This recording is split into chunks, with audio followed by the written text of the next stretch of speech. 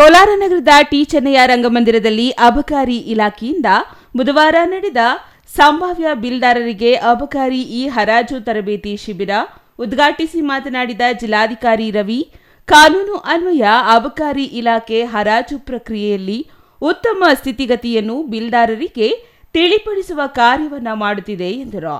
ಬಿಲ್ದಾರರು ಅನುಕೂಲ ಅನಾನುಕೂಲವನ್ನು ನೋಡಿಕೊಂಡು ಹರಾಜಿನಲ್ಲಿ ಭಾಗವಹಿಸಿ ವ್ಯಾಪಾರ ನಡೆಸಲು ಪಾರದರ್ಶಕವಾಗಿರುತ್ತದೆ. ಅಧಿಕಾರಿಗಳು ಸಹ ಒಳ್ಳೆಯ ಸದುದ್ದೇಶವಿಟ್ಟುಕೊಂಡು ತರಬೇತಿ ಶಿಬಿರವನ್ನು ಆಯೋಜಿಸಿರುವುದು ಶ್ಲಾಘನೀಯ ಎಂದರು. ನಾನು ಗಮನಿಸಿದೆ, ನೋಟಿಫಿಕೇಶನ್ ಆದಾಗಿನಿಂದ ನೋಟಿಫಿಕೇಶನ್ ಪೂರ್ತಿ ನಾನು ಓದಿದ್ದೀನಿ.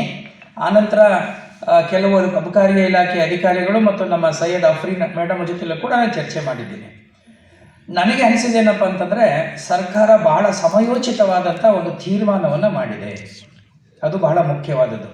ಇನ್ನೊಂದು, ಇಲಾಖೆ ಬಹಳ ಒಳ್ಳೆಯ ಒಂದು ಪ್ಲ್ಯಾನಿಂಗ್ ಮತ್ತು ಪ್ರಿಪರೇಷನ್ ಮಾಡಿದೆ ಅಂತ ನನಗೆ ಗೊತ್ತಾಯಿತು.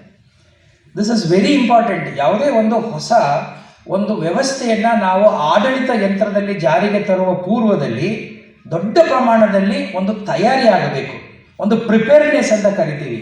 ಆ್ಯಂಡ್ ದಿಸ್ ಪ್ರಿಪೇರ್ನೆಸ್ ಎಷ್ಟು ಮಟ್ಟಿಗೆ ನಮ್ಮ ಅಬಕಾರಿ ಇಲಾಖೆಯವರು ಮಾಡಿದ್ದಾರೆ ಅಂದರೆ, ಈ ಟ್ರೈನಿಂಗಿಂದ ಒಳಗೊಂಡಂತೆ ನಮ್ಮ ಆಕ್ಷನ್ ಅನ್ನ ಸಂಪೂರ್ಣ ಶೆಡ್ಯೂಲ್ ಕೂಡ ಅವರು ವರ್ಕೌಟ್ ಮಾಡಿಬಿಟ್ಟಿದ್ದಾರೆ. Eshwar, CTV news, Kolar.